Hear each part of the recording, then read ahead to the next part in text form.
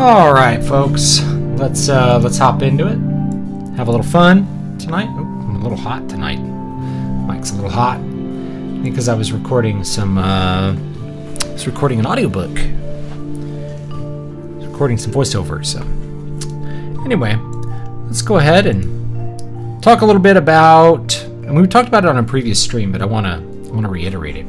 And that is that the Sony PS3, PS Vita, and PSP digital storefronts will be going away. Now, the browser versions of those actually went away, I think, in November, but you could still buy games on your respective devices. That's official now. It was a rumor before. I got the email from Sony, so it is absolutely official. There will be no more digital sales on those platforms. On the PlayStation 3, of course, my beloved PlayStation Vita, and the PlayStation Portable. And that's important because if you had a PSP Go, and I have a friend who has a PSP Go still and still uses it, and it's a great device and works just fine. That was the only way you could get games. The PSP Go was a digital-only handheld, so that was kind of on the cutting edge of this sort of distribution model. Now, you could still get physical games for your Vita, but what I recommend, if you have a PlayStation Vita, what you can do is when you get those physical games, you can dump the game using, first of all, you should hack your Vita, dump the game, and then you won't have to carry around the cartridge, and you can even put in, I have a 500 gigabyte, I think, micro SD card in my Vita to hold all my games.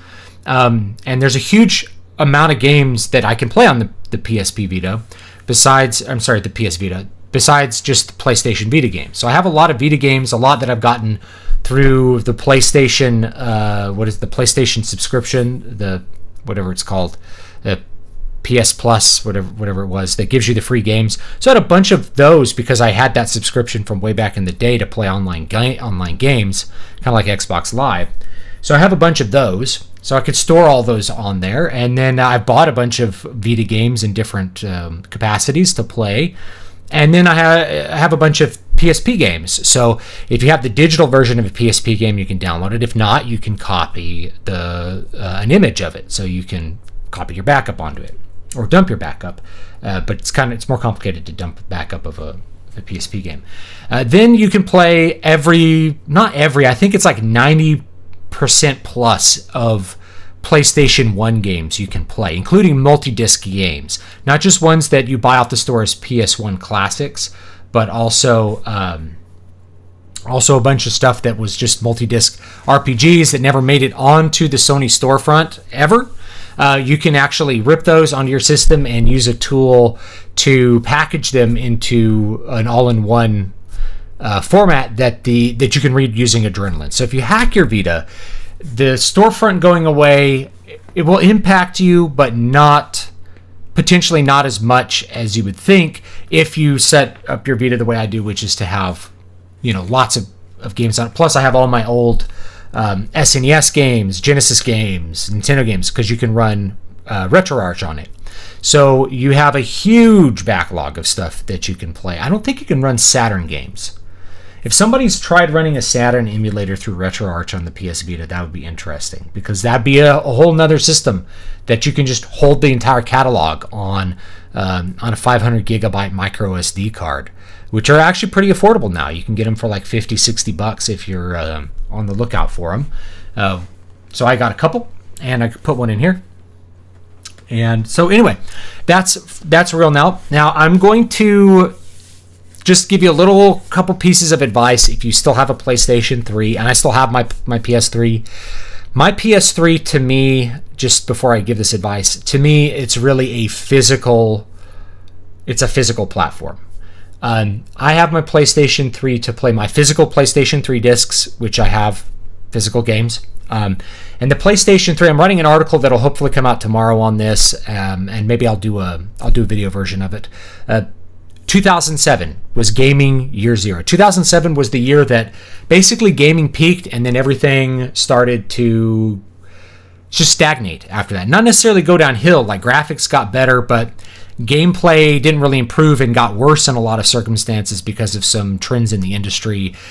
Conglomerates of huge publishers pushing certain philosophies onto to developers to produce just kind of a lot more homogenous set of games.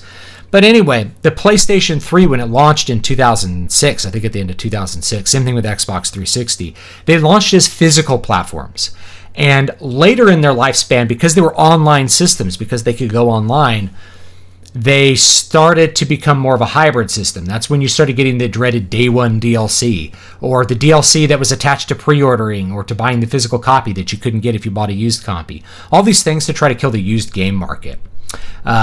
So the PS3 for me is really a physical system. I play physical games on it.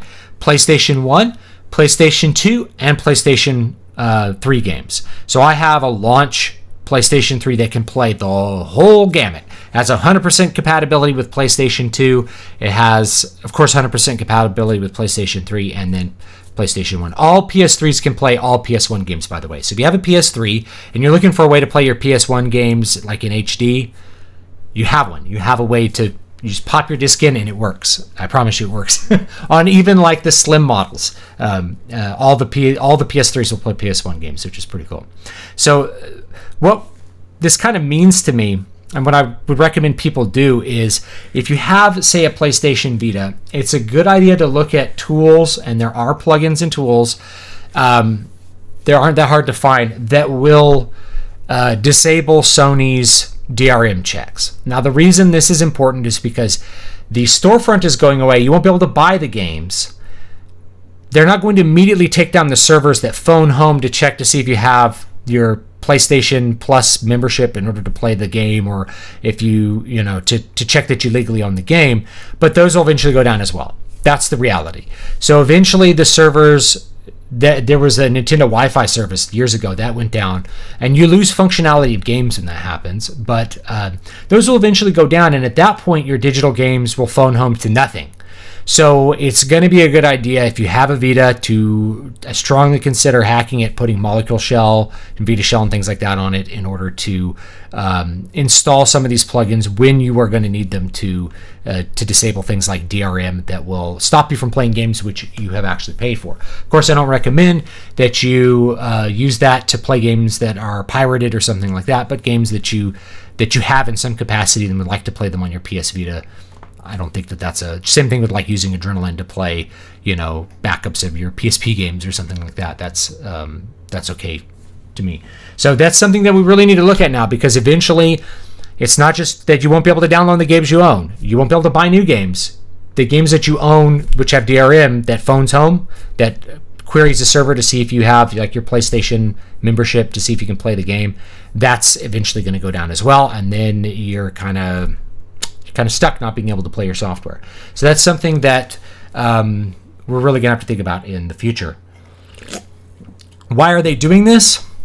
I could probably make like a full video on this, but I think the main reason is to basically push people to buy software multiple times, or to push people to buy software on newer platforms. So removing, say, the PSP store, so they can sell PSP games, say, on the PlayStation 5 in the future. If people want to play a PSP game, they'll play it on their PlayStation 5. If people want to play an older, like if they want to play Uncharted, which came out in 2007,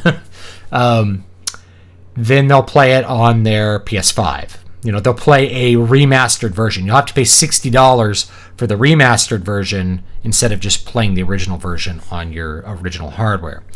Now, I'm a person who have bought remastered versions. I have the Final Fantasy X HD version. I have the Final Fantasy 12 HD version. Okay, I've bought remasters on a variety of systems, even when I owned the original. So I've been a sucker for this in the past. But with something like a PlayStation 3, where, for a lot of these games, the graphics really aren't that bad, even though they were made in 2006 or 2007. Should really consider seeing if you could play it on the original hardware. That's an option that I think should be available for more people, not having to buy a remastered version in the future when you want to play the game. So it's for people who maybe have a PS3 kicking around. They're like, oh yeah, I never got around to playing Uncharted, or I never got around to playing Far Cry 2. Oh, they made a Far Cry 2 remastered. I could buy that for $40 instead of buying the original, So again, yeah, physical copies are big. PlayStation 3 was one of the last physical systems, but not all the games are physical. Lots of the games require lots of patches. The DLC is not on the disc. They moved to a hybrid kind of setup later in the lifespan of that, and it really became about selling content, not about selling games. That's just kind of how we've gone. Let me check out the chat. I saw somebody talking about Mario. Nintendo's taking down a bunch of Mario stuff off the eShop, closing Mario 35 game. Yeah, I saw that. They said they were going to take Mario All-Stars down and 3D All-Stars, which I never bought the game because I have all of those games already. And I'm like, as much as it might be convenient to want to play them on the Switch, it just doesn't matter that much to me. I'm quite happy to plug in my Nintendo 64, or my GameCube is actually plugged in. But, I could play Super Mario Sunshine on the GameCube with original hardware, or I can play a backup of it on my Wii U with an original controller, and it plays perfectly, plays flawlessly, actually. So I'm not doing it. I'm not buying another version of Mario 64.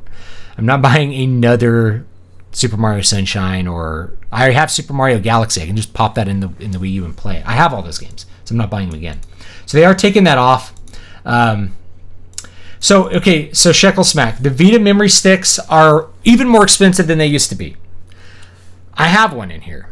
I have, I think, a 32 gigabyte one. But what you have is you use an adapter called an SD to Vita that goes in the game card slot. And then you can use whatever SD card you want.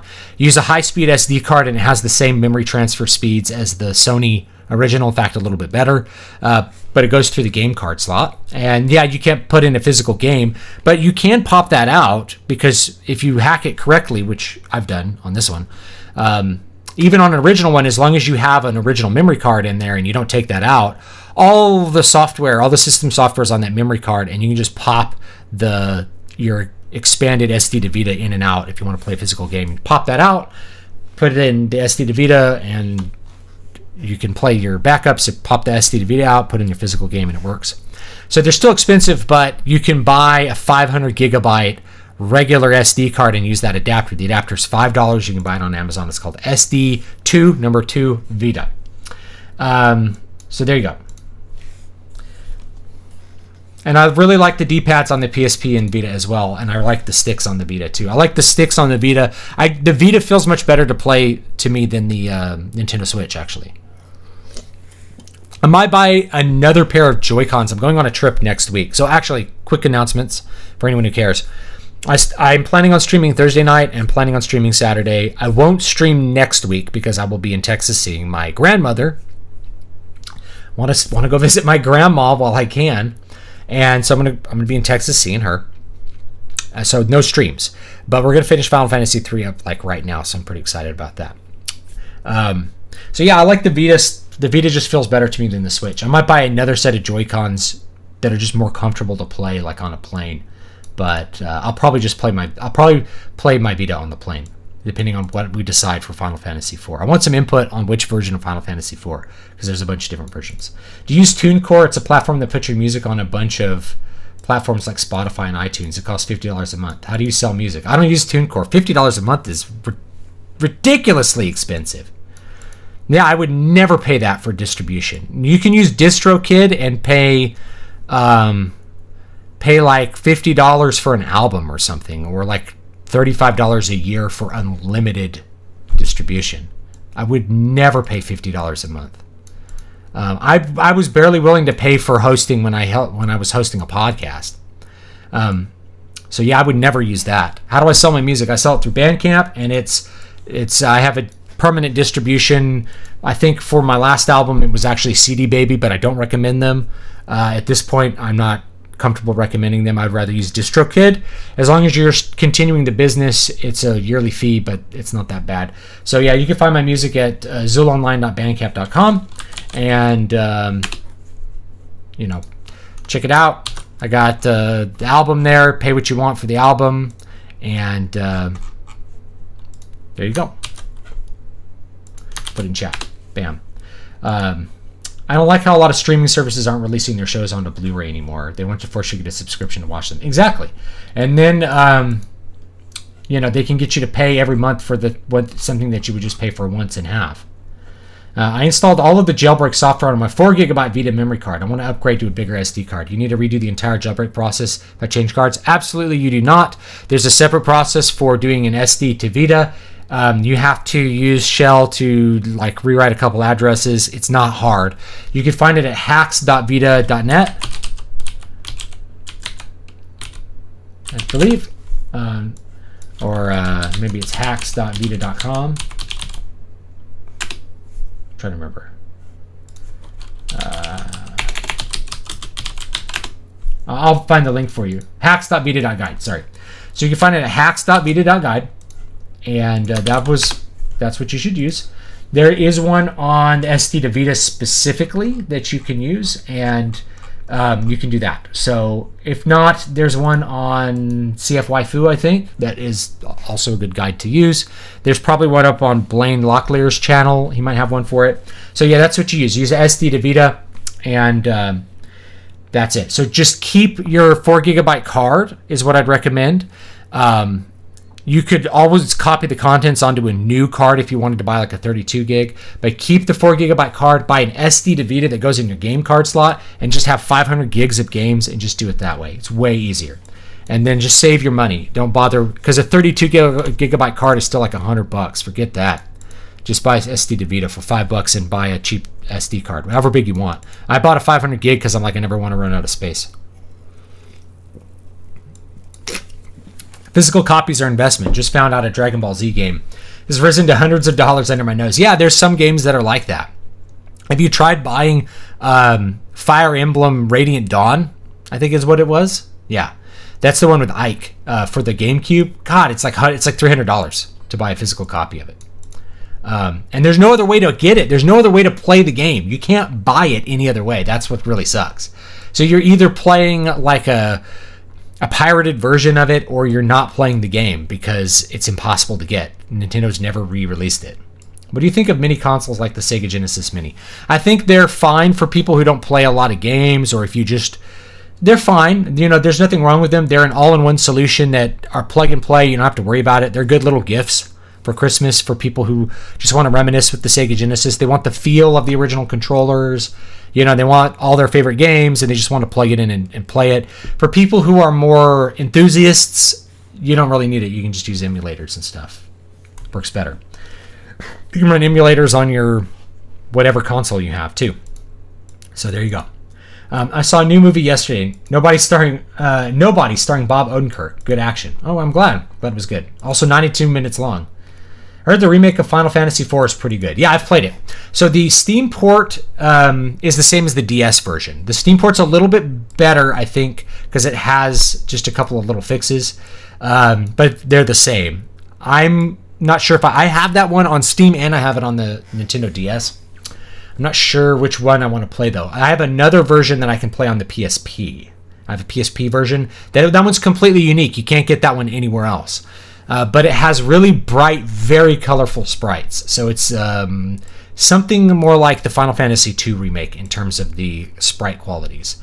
PSP version of Final Fantasy IV is my favorite. You can play with SNES music too. Yeah, that's the one I was thinking about playing. It's got sprites. We just played a 3D remake. The 3D remake of Final Fantasy IV is really good. It's definitely a very good game, and I like it a lot. But it's also we just did that, So we're on the final dungeon here. I'm going to go and pull this over here. I really like the music for this final dungeon. I think it's really good. All right. There is a Game Boy Advance version of Final Fantasy IV that's good, but it's got tons of bugs. Lure.tv is an upcoming Christian streaming service intended to simultaneously avoid woke and anti-Christian themes and pure flicks style lameness. They're currently looking for backers. I'm probably not interested. I'm not interested in walled gardens in general, unless they pay really well. Like, that's just another service you have to keep up with. Radiant Dawn, Path of Radiance. Thank you, GP. Yeah, that's the GameCube version. Path of Radiance. Radiant Dawn is the Wii one. But yeah, if you want to play Path of Radiance, it's like, like hundreds of dollars. It's so hard to play, and you can't actually play that version anywhere. Yeah, the physical copies of Xenogears. I have a physical copy of something that I found out was really expensive. I think Super Mario RPG is still really expensive. So anyway, I think this is the final boss. This is like the final area here. So you go into the world of... You missed all this because I wasn't streaming it. I guess I had a lot of downtime to play the last couple days, staying up with my daughter a couple nights. You notice I brought back my Geomancer because I just wanted like extreme damage output. And so I figured I'd try the boss with the Geomancer and see if we could just handle it with like one healer. And if not, then we'll switch back to Sage and then we'll have double healer. Shouldn't be a big deal. I have enough elixirs to do it, so it's not a big deal. Good day, Tech Roach. Thank you for joining me.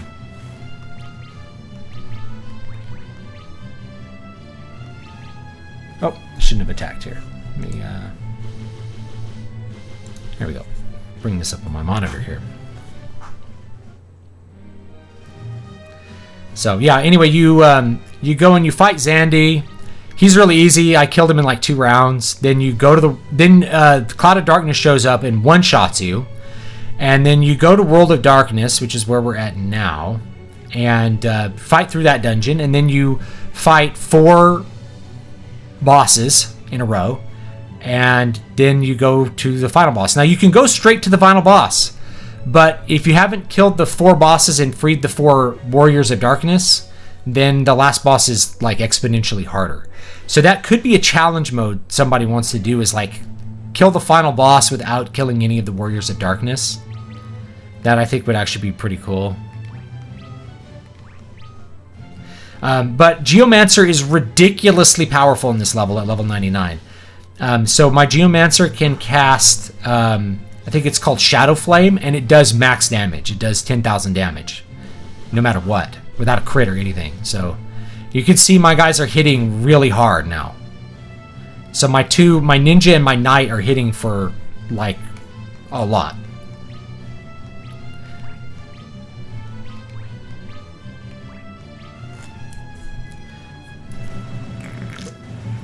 So yeah, the PS1 version of Final Fantasy IV is definitely better than the SNES version in terms of the gameplay. So, little bit of a history of Final Fantasy IV. Final Fantasy IV, the US version for the Super Nintendo, was released, and it was an easier version than the Japanese version, because they thought American audiences were younger and therefore couldn't handle the more complex gameplay. Did I just end up back in the same place? I think I walked backwards. Sorry, guys. I'm like, why am I going backwards? Yeah, so that version was released in Japan as Final Fantasy IV Easy Type. And it was actually released before Final Fantasy IV came out in the US. Final Fantasy IV came out in the US, and it was Final Fantasy II, because Final Fantasy II and III hadn't been released stateside. So it was released as Final Fantasy II. The script was notoriously bad for several reasons. First of all, there's Nintendo of America's heavy censorship policy. It's a heavily censored version. All references to religion, including calling spells holy, was removed. They're just called like white and stuff like that, which is really lame. So you have that. There was also space limitations. I went over this with Final Fantasy I. So in the original version of the game, there's limited space for characters. It's less of a problem with Japanese because you can use each character, if you're using, for instance, hiragana is a whole syllable rather than a letter, one of our letters. And then you can use lots of kanji, which is one symbol that will stand for an entire word. So it's a lot more efficient to in terms of character usage to do a game in Japanese versus to do a game in English. So they had to basically make it fit, you know. So a lot of stuff was rewritten and cut to fit in the memory spaces of number of characters that were available in Final Fantasy 4 originally. See, that one hit for 10,000. So in the US, we didn't get the actual anything approximating the Japanese version until the PS1 version. So the PS1 version had most of the gameplay elements that were taken out of the American version put back in, and had a new script that actually worked because you didn't have to deal with this just converting the ROM over. You redid it for the PlayStation. So it's a pretty good version, and that's the version that was used for the Game Boy Advance version. So the Game Boy Advance version has an even better script, but it is buggy. There's a bunch of game-breaking bugs in it, so you gotta watch out for that one. Then the PSP version is remade using even more colorful sprites. Then there was a DS version in 2006. So the 2006 DS version is a 3D remake from the ground up, and it has an increased difficulty, so that's a harder one than the I think even the original Japanese one. I like it though; it's very good. It added voiceover stuff. There's cutscenes. I will say the 3D hasn't aged that well. Do I speak Japanese? Not very well. I could say konbanwa. Good evening, friends.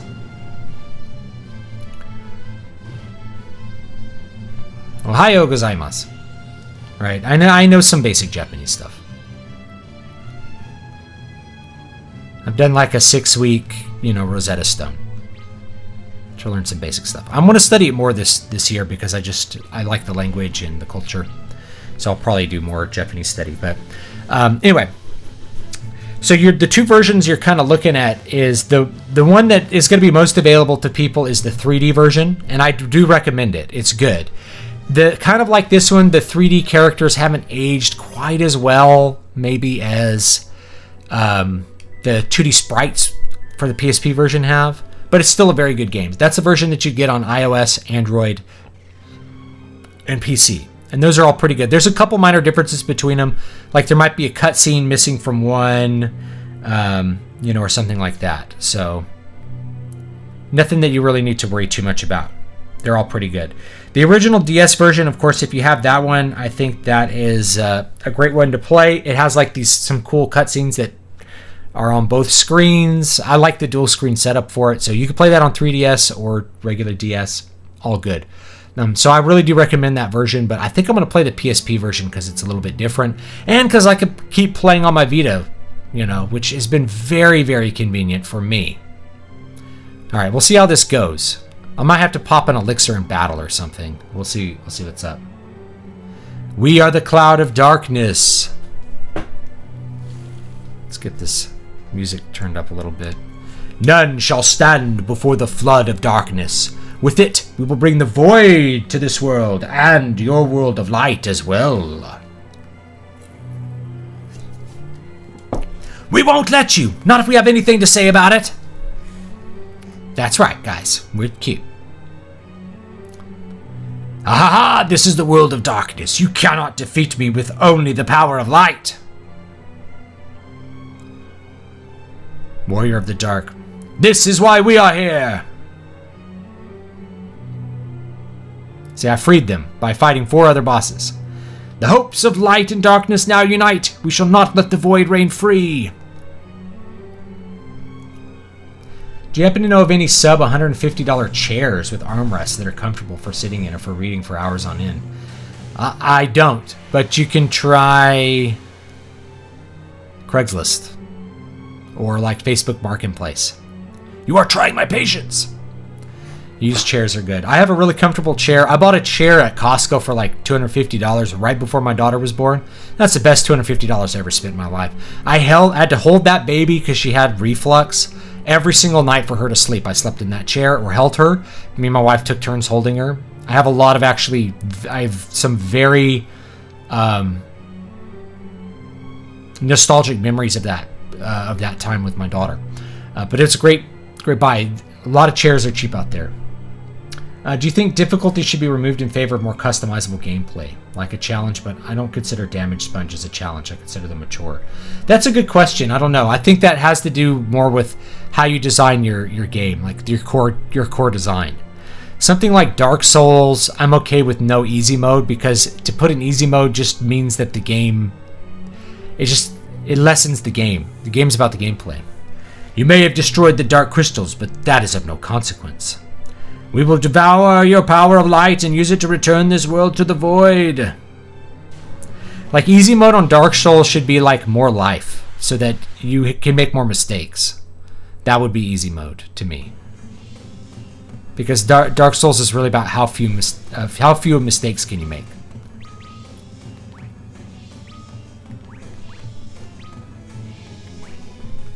Secure him. All right, let's see how we do on her. I think I can attack the little tentacles. I probably should. Yeah, so she attacked a tentacle. If you're really strong, you can just, like, smash her in the face. Ouch. Smack, smack. Oh yeah, that's why we really need to get rid of those tentacles, because they attack too. Cast like spells and stuff. That didn't really do that much. Wow. Actually, that did a lot. Get that tentacle. We'll do Kiraga and terrain. Just got back into retrowave music. What are your thoughts on neo 80s 90s synth game film music? I like them. I listen to it sometimes. I like vaporwave stuff too, you know. Just depends on what mood I'm in. 9999. Yeah. I like all that stuff. I can't give you too many like recommendations because I'm not so into it. I can like give you a catalog recommendation of like what to listen to.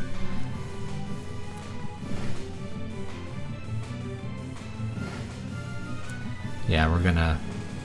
No, luckily we'll survive that one.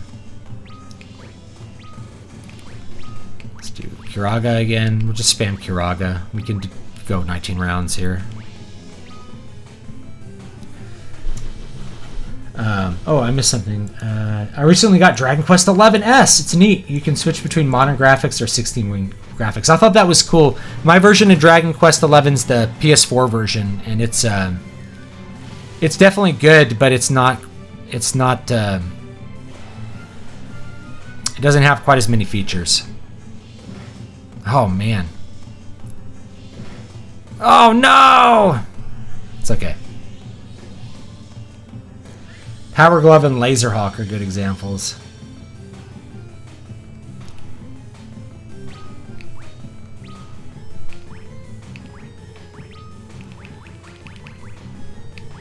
Let's do we'll do Kiraga again, and we'll just see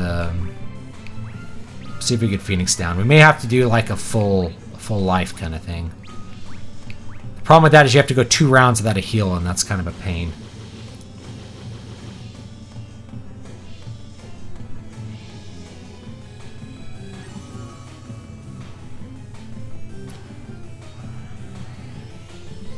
Yeah, I think as far as like removing difficulties, this is like a big question. I think it really has to do with your game design philosophies.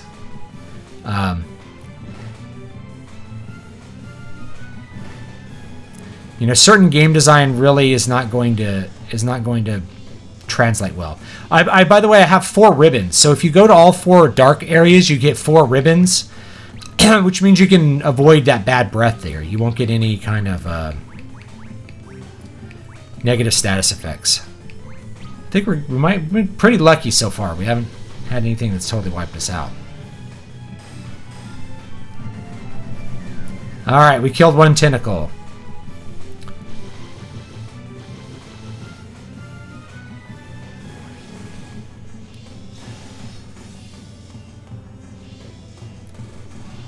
Kiraga. Alright.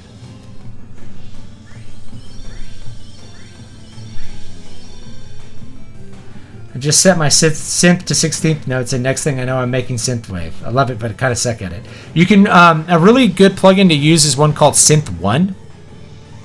I think it's free, so that's a cool one to use.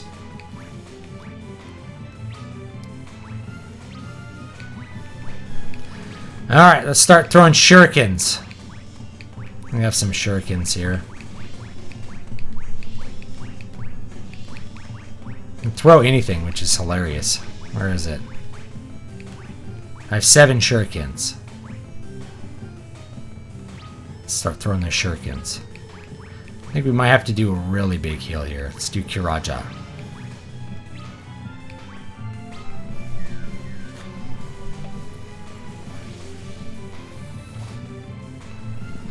Hits for 9999 every time.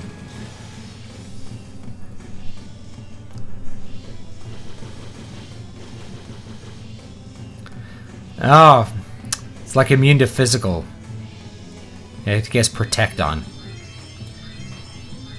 All right, so we'll focus our physical attacks on the big winch, and then we'll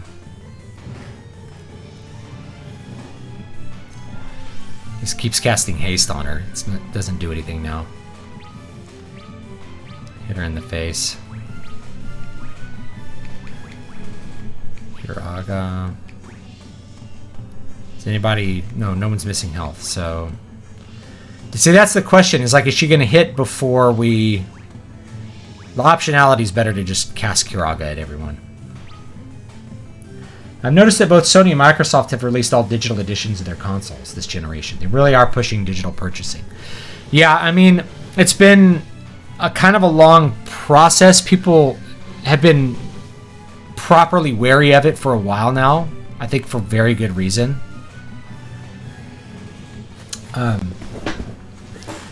You know, the PS3, most of the games are still really physical, and you can still play PS2, PS1 physical games, so that's cool. Uh-oh. Ah, man. Alright. Let's see here. Let's do, Phoenix down. Kiraja.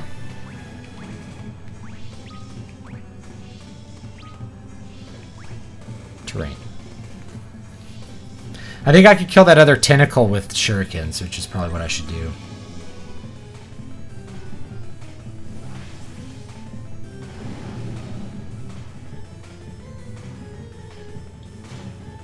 That was a great ship until it blew up. There's a cool sound library called Retrowave that has all the drum machines and synths from that era. I just bought it for $79. Well, that sounds cool. I mean, if you're going to use it, who cares? It's good. Oh well, missed the sale. Yeah, Synth 1 is free and it works pretty good. Dang it. I'm gonna have to do that same thing again.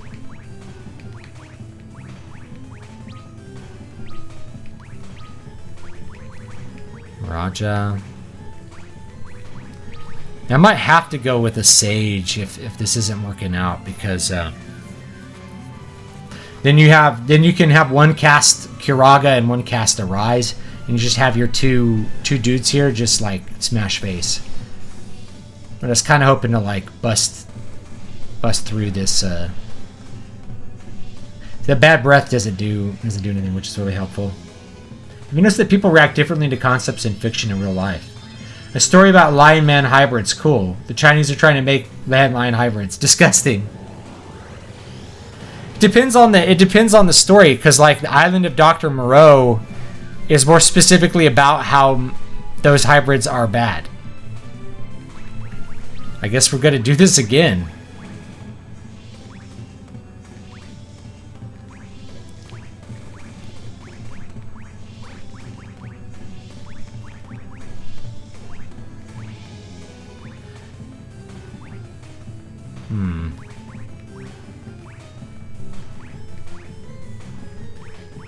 Probably use that white musk. It's probably going to be good to use.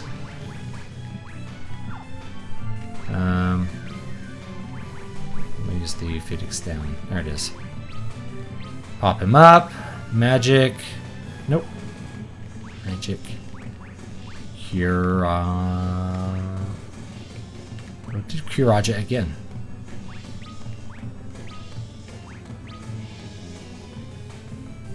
Unfortunately, the unfortunate thing about the Geomancer is that even though it hits really hard, it's random. So it's like it randomly will hit one or the other guy, you know? You can't be 100% sure which target it's going to hit.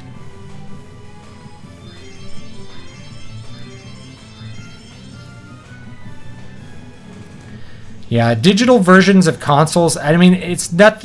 I get why they're there. There's nothing specifically, like, awful about them. Because there's a big market that doesn't want to have to deal with that. Finally. Let's throw a shuriken.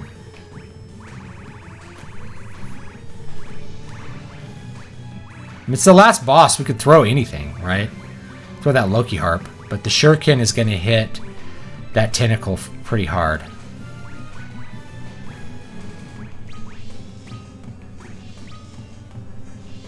Our problem with games like Dark Souls is it assumes the game itself cannot make a mistake. I've died due to the game glitching and other things, not my fault. You need room for error. That's a good point. I'll accept that. I mean, I'll accept that argument. Every game has that issue. You know, there's always going to be bugs. You're not going to have like a bug-free game. It's pretty much unreasonable to assume that you're going to have bug-free games. Did you play the PSP version of Final Fantasy Tactics? Yes, I have it. I bought it. I bought it on the Sony Digital Store. Woo! Yep. So yeah, I have it. It's great. It's actually a really, really good version. You can get it. I will say that the iOS and Android version is actually better than the PSP version because the PSP version has this weird slowdown when the spells are casting, and you can kind of get around it. I think you can overclock your Vita to get around this problem, but I haven't tried it. So it plays a lot better on your Android. Just does. So if you get it on Android, plays way better. Mario RPG on the SNES is bug-free. Is it? There's always going to be something somebody finds. For example, people find Spider-Man cool in fiction, but if a real-life person got his DNA altered to take on Spider characteristics, they might think differently. Yeah. Maybe. Maybe not. There was this show from a long time ago called Stan Lee's Superhumans that had people that were like freaky like that.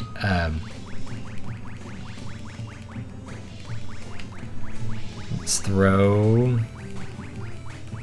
the shuriken. There it is.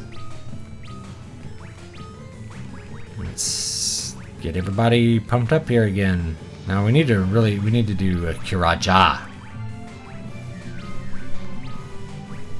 I think we got this. We're hurting, but I think we got this. Yes! That's it, gents. I think we beat her.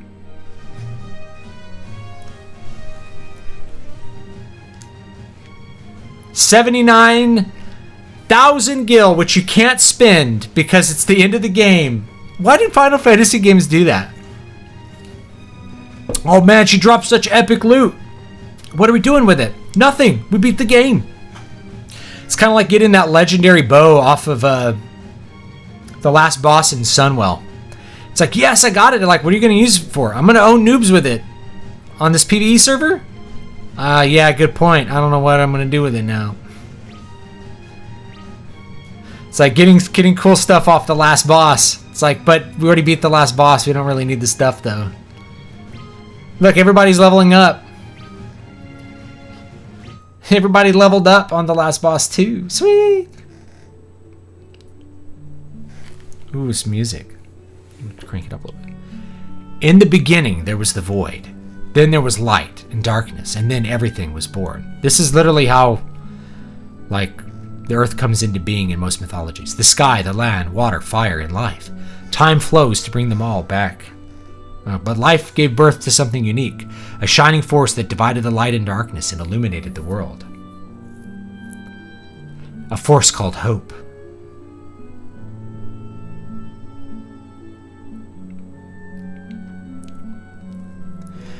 A time will come again when the balance between light and darkness is broken, and 4 will be chosen to restore it. Do not forget that what gives the 4 their power is hope. Hope inside each and every living being in the world. Dreams, despair, love, time will consume all. But you must not accept it. You must fight it. You must find the power within to prevail. I realize I didn't stream the Crystal Tower at all, but there's a whole Crystal Tower you have to explore to get through. You must find the last one speck of light, the one feeble glitter that will bring something hope. You guys read it. That's good. It's a good little ending. Yeah, I didn't stream the Crystal Tower, but basically you have to go through this immense 7-level long thing and then to the World of Darkness, beat 4 bosses, and then the Cloud of Darkness here, and then you finally win. Mel. Everyone, I didn't even use a single elixir in this playthrough. There they are. Mel, Vox, Lydia, Clint.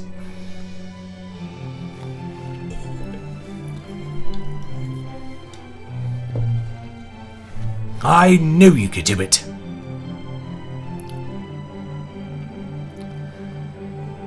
By the heavens, you've done it!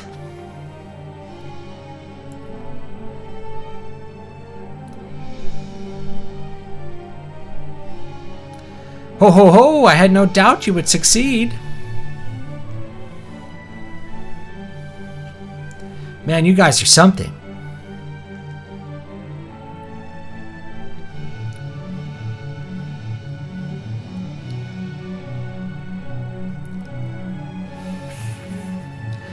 Let's go, it's time to go home.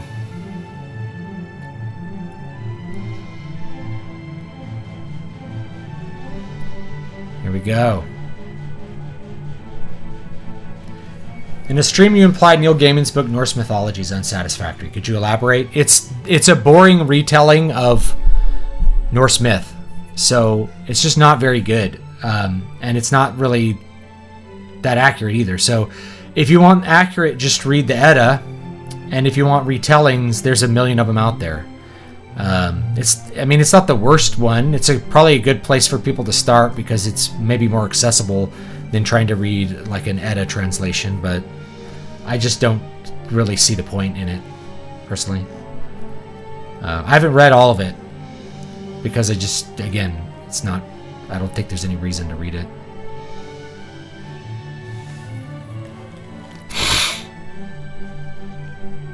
If you've never encountered Norse myth before, it's probably like a fine intro, but there's other retellings that I think are more accurate. I could probably look some up and recommend them. Or you can just read Edda translations. That also works. Glad to be back. Thanks again, you saved the world, you know? Ho ho ho! You know who to call when the world needs saving again. Come to Amar anytime. We'll do some training together. If you can keep up. Ha ha ha! Farewell!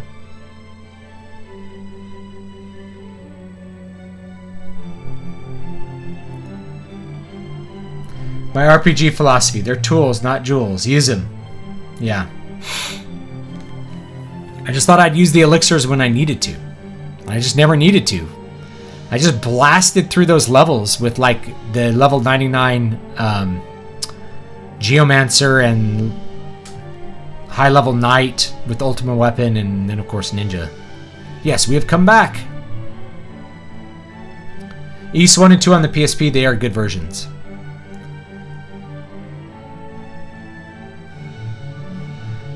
Alexander Helene frequently complains about Joss Whedon's snarky dialogue. It's one of his pet peeves. What are your thoughts on it? I think, once you are really aware of it, it starts to really get to you. And it's kind of everywhere.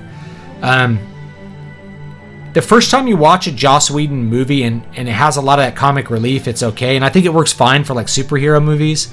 But like if you look at Toy Story, for example, like Woody is a really not a very good guy in general because of the way his dialogue is. He just comes off as a jerk. So you can really go overboard with it, I think. But people started to think that that's what good dialogue was. He was at Joss Whedon. A lot of people don't know. He's basically a made man in Hollywood. He was hired to rewrite the dialogue in Waterworld and basically got fired, and Kevin Costner rewrote the whole thing because his dialogue was so bad he couldn't stand it. It's kind of interesting. You know, he's like, this is not supposed to be a snarky, lighthearted movie. This is supposed to be heavy. There was a lot of conflict over what the movie's supposed to be. You can hear some of the snarky dialogue with the Dennis Hopper character, and it kind of works. But Kevin Costner flat out refused to say any lines that Joss Whedon would write, apparently. That's the story. No, it is I who must thank you. It is the power of light within you that saved the world. Thank you, warriors of the light. I will strive to be as strong as you in serving my people. Thank you and farewell. I should have just done a whole dramatic presentation of this. It'd be more fun.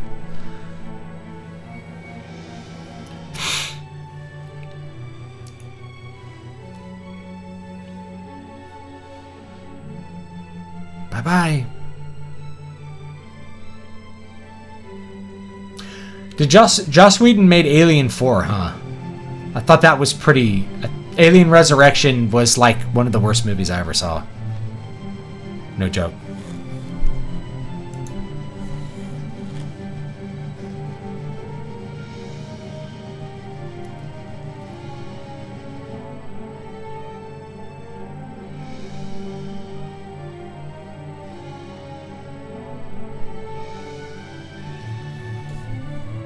We're almost at Canaan. Oh, are we now? Mrs. Sid must be worried about me. My man, I missed a lot of your streams. Well, thanks for joining me. Good to see you still fighting the good fight. I am. No streams next week, though, because I'll be in Texas. Unless I'm, like, streaming from my phone or something, which maybe I will. Why are you going to Canaan, Dash? Well, I have some unfinished business, if you know what I mean. He's in love with a girl there. Question marks?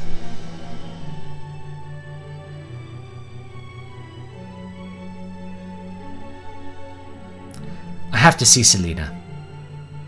Oh, so you finally come to your senses? Oh, stop it. You're embarrassing me.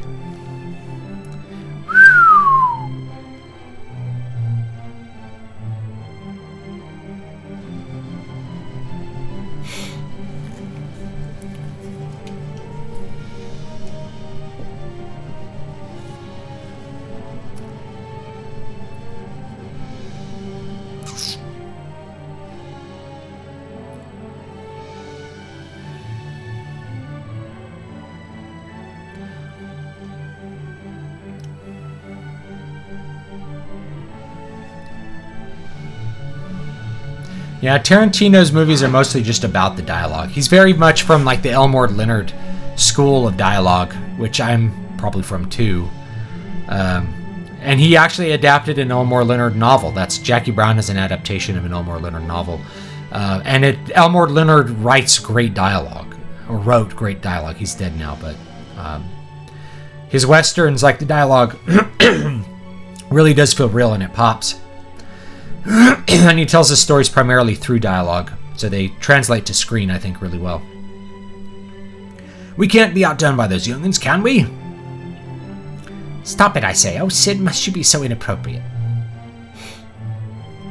Ahem. Oh, sorry. I got carried away there. I guess I did too. Hey, don't forget to come get me if you're going adventuring again. You're not going anywhere, Dash. Oh man, ball and chain. Looks like you're not getting out of this one, Dash. Yeah.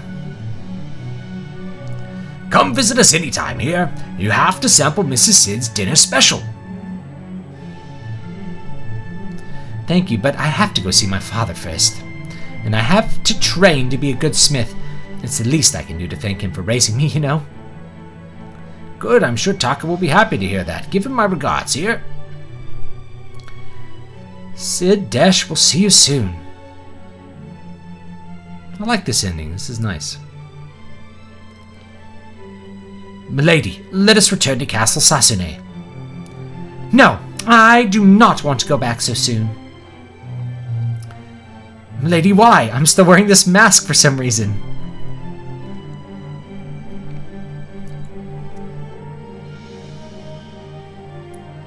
Men are so obtuse. Must I say it plainly? I want to stay with you a bit longer. There!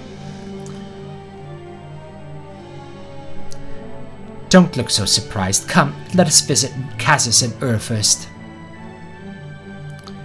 As you wish, milady. I will stay by your side until the end of time. We ever gonna get that Tarantino Star Trek? I wouldn't mind it.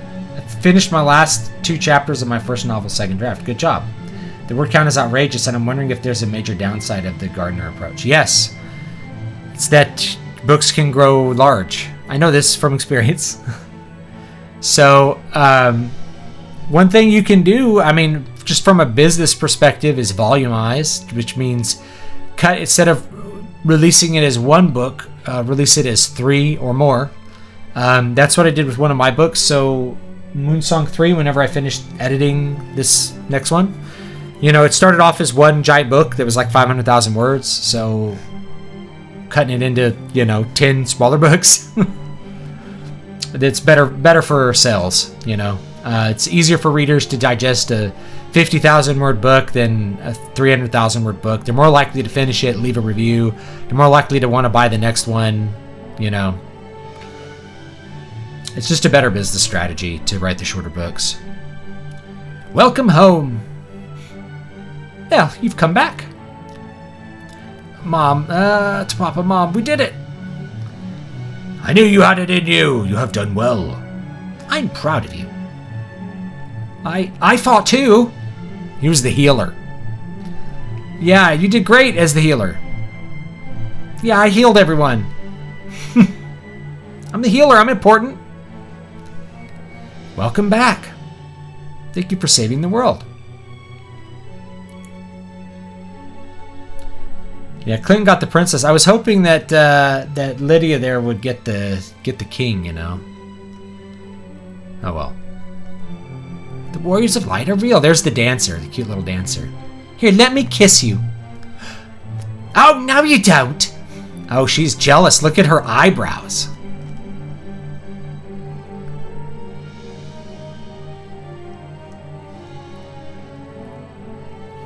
The world was saved from the darkness. The light within you saved us all.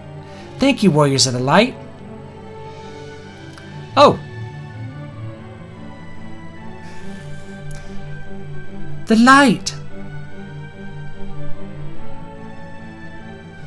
The crystals. They're back.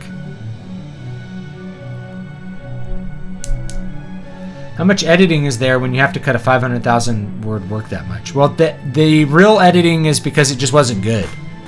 So you have to do a lot of... It's beautiful. You have to do a lot of rewriting because it's just not good. That's the main thing. The darkness is gone and a new dawn has come to the world. If I wrote 500,000 word good book, it'd be easy to cut into 50,000 word chunks. You just cut at the big story beats, and there you go. That's literally Lord of the Rings. Lord of the Rings is just cut at 2 different parts to make 3 books. It was written as 1 book. No extra editing required. Sarah's about to execute that blue-haired tart. Oh. Yeah. There it is.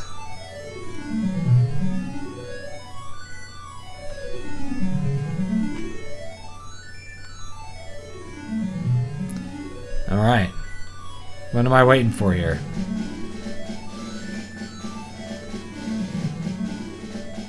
Cast. All right, that's the credits. Mel, level 55. Vox, level 56. He didn't die as much, see? Lydia, level 56. She didn't die as much. Clint, level 56. Princess Sarah. Sid. Dash. Priestess Arya. Too bad she died. King Alice. The Four Old Men. Dogga.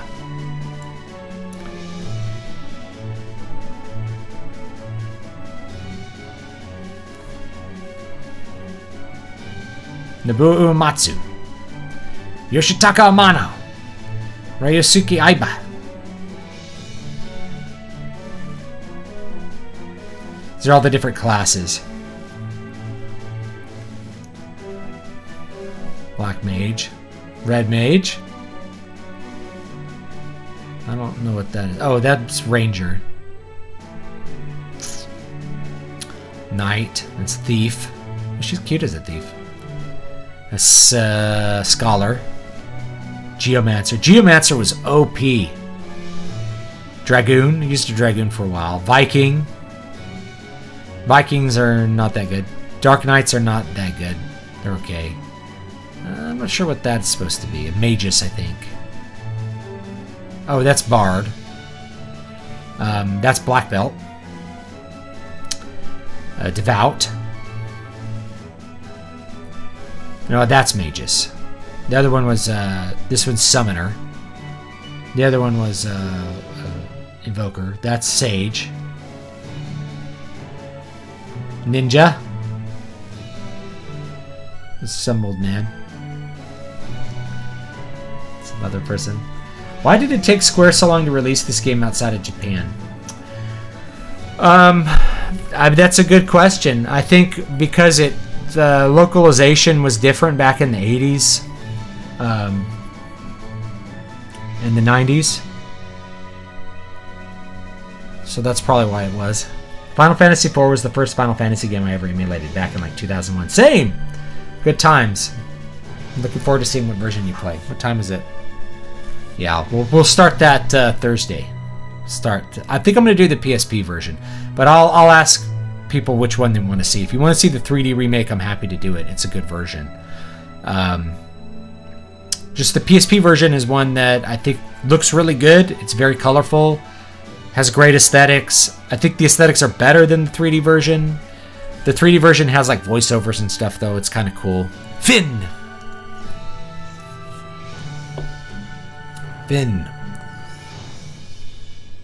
Alright. That was a great game. I had a great time hanging out with you guys too. Recently bought some Edmund Hamilton and Manly Wade Wellman books. The Hamilton books are about Asgard and Atlantis. The Wellman book's about occult detective John Thurstone. Yeah. That's like very pulp stuff. I haven't really read Manly Wade Wellman. I probably should read some. There's so many Shadow books to read though. I should probably read like the first. I've only read the first Shadow book. I'm trying to remember what it's called. I should read more of those. Got a black screen here.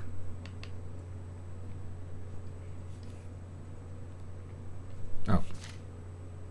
Proceed to save your cleared game data. It's like the system turned off for me not touching it. All right. Save that one. All right. There we go.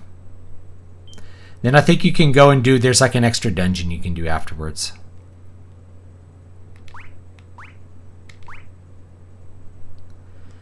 Do you think Bravely Default is the successor to the old school Final Fantasy games? It's certainly very influenced by Final Fantasy III aesthetically and gameplay wise.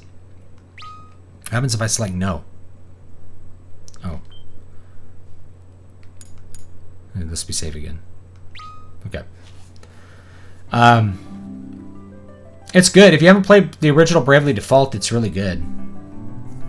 So yeah, I'm not sure why it took a long time to release this outside of Japan. It just did. I didn't play it till 2006 or 7 on the Nintendo DS. But it's good. Brandon Sanderson mentions that it becomes harder to read fantasy speculative sci-fi when you write it. I tend to agree. Thoughts? I kind of agree. And not so much, it's just that like you've seen a lot of the genre tropes. And it's not stuff that like once you have a good handle on it, and you've read a lot of the classic stuff, you kind of want to get stuff that's outside of that. But the other thing about it too is that it's really hard to have a novel experience. So once you've read Lord of the Rings, it's really hard to find something that makes you feel the way Lord of the Rings did, because you've already experienced that. And once you've read something that's really good, then it's really hard to read anything that's not as good, you know. So like once you read a really good fantasy book, it's hard to go read Dragons of Autumn's Twilight and be like, this is good. You're like, it's just not very good. It's, you know, it's not the worst thing ever, and there's certainly people who are going to really enjoy it, but it's not, you know, it's not the best thing ever. So, all right. So let's go ahead and say bye-bye to that. Thank you for hanging out with me while we beat that game. Didn't really stream the Crystal Tower, but I have some footage I recorded from the Crystal Tower, so we can have that for the wrap-up for the game. You should buy the shadow books now while you can get them. They're OOP thanks to copyright holders, but it's still cheap. You could find them at Adventure House and Bed's Art Books. Okay. I have like digital versions of some of them. I heard that James Patterson is reviving The Shadow. Yes. I'm not looking forward to it, but yeah. It's not that he's bad or anything. It's just, what's the point?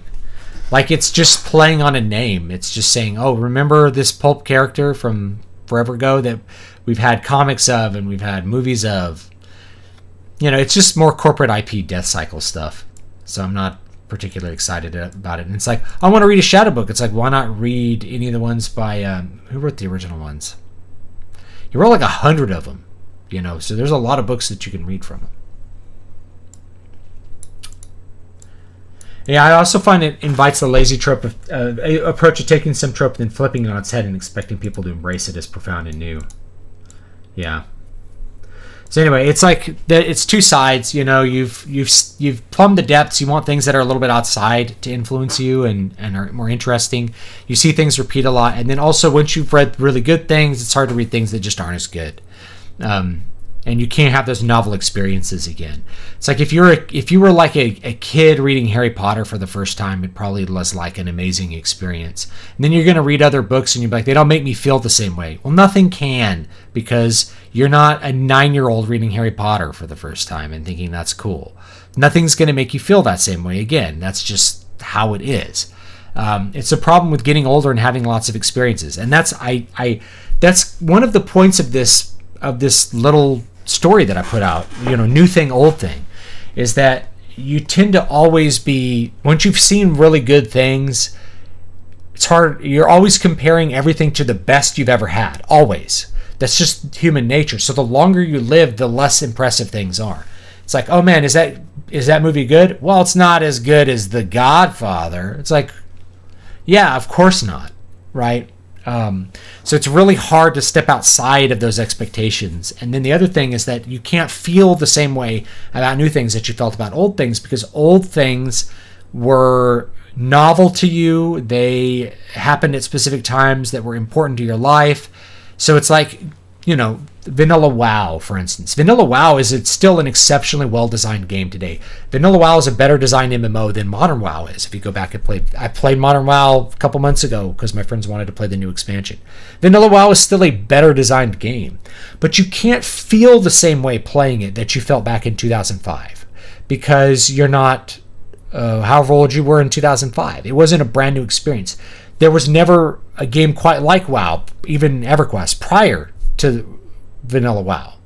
There was no game like it, and there's been no game since it. So it's been a thing where like the novel experience can't be replicated. It can't make you feel the way you felt before. Nothing really can. And the best thing that you can do if you were to design a new game is to present someone with a novel and engaging enough experience that they will feel the same kind of things that they felt when they were first playing that great game, even though they're not going to feel exactly the same. You know, they're still going to enjoy it. Walter B. Gibson, that's right. No, he wrote it under a pen name, though. What was it?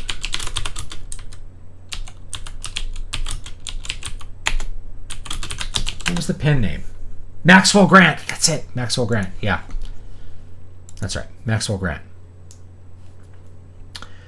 Condé Nast owns the copyrights to Doc Savage and The Shadow. They let indie publishers reprint them and make new ones written by Will Murray for years, but pulled the rights last year. Interesting.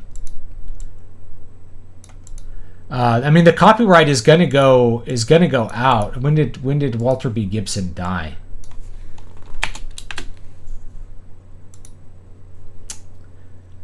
Oh, he lived a long time. Yeah, I mean, this stuff will be under copyright for another like 70 years.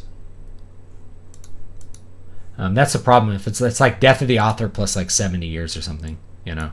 He died in 1985. I thought he died a lot earlier than that. So anyway, yeah. Anyway, if you can get your hands on them, they're pretty good. All right, guys. I'm probably going to call it here because it's 12:30. And we've streamed for an hour and a little bit, and we've got to finish the game, which is what I wanted to do, and I'm pretty happy about that. So I do appreciate you joining me. Don't forget to like, comment, and subscribe if you're watching, like, I don't know, after the fact or whatever. I do have hardbacks available now of Water of Awakening. Whoa, I'm about to fall out of my chair. Water of Awakening and Neil Ash. Here's the Neil Ash hardback. Getting right here. So we get these beautiful hardbacks of these, and I'll have a hardback of Muramasa Blood Drinker coming as soon as I can get around to formatting it. I just have to. I kind of wanted to design a new cover for it and just try out a different cover, just for it's unique. Final Fantasy XI was the first MMO I played, and that game had such a strong base that it was competition for original vanilla WoW. Yeah, it's still out. I might play it this year just to play it. Just like level up a character in it. Why not? So I might do that. They decided they want to make a new James Patterson Shadow novels and possibly a TV show. Well, that's kind of dumb. I don't approve of that. I hate corporate IP garbage. I hate this kind of stuff where they don't let people read things they want to read. Once they sell out, they're gone. Good advice, Hardwick. Thank you. All right, guys. So thanks so much, and I'll see you guys next time. I'm thinking of the PSP version. So if you have an opinion, 3D. So here's the three options for Final Fantasy IV. Maybe I'll put a poll up, like as a YouTube post and on Twitter. There's the original SNES with the bad translation, easy mode. It's the original experience we had back in 1990, whatever. That's option one.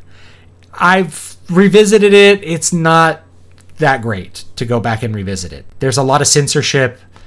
It's just not that good. It's not the best version of Final Fantasy IV, but it's the original experience, right? It's an emulation of what we did. We can't feel the same way about it that we felt back when we were 9 or 10 years old. That's just reality.